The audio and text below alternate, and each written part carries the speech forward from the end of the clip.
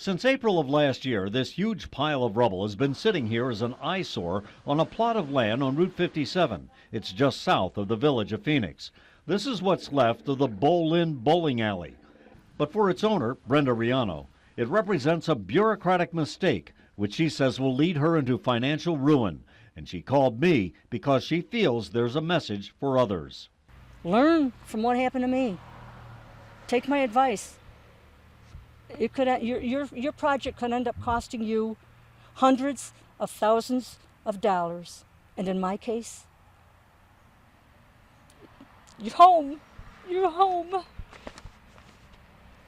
Brenda's story goes back to the spring of last year. After 35 years as the owner of the Bowl-In, she decided she could no longer afford the building improvements needed to keep going.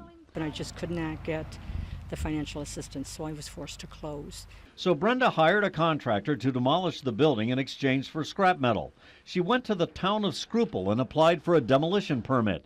She says the clerk at the code's office filled out the application for her and attached the contract with the demolition company.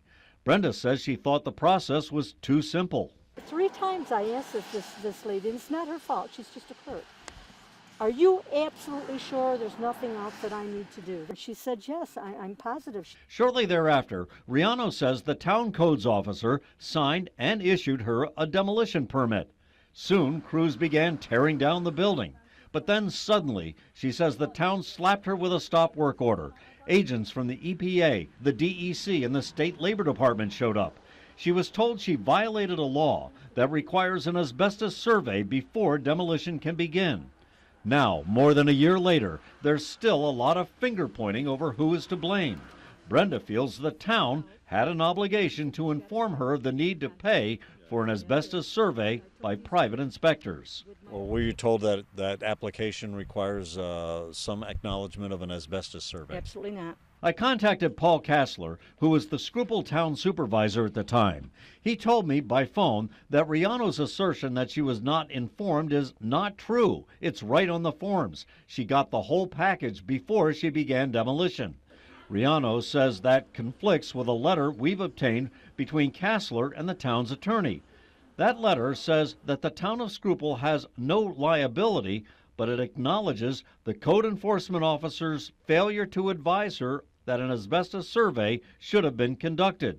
Former Supervisor Kassler told me we can issue a demolition permit, but the property owner is responsible for an asbestos survey. The irony is that there's really no proof that there's any asbestos here to begin with.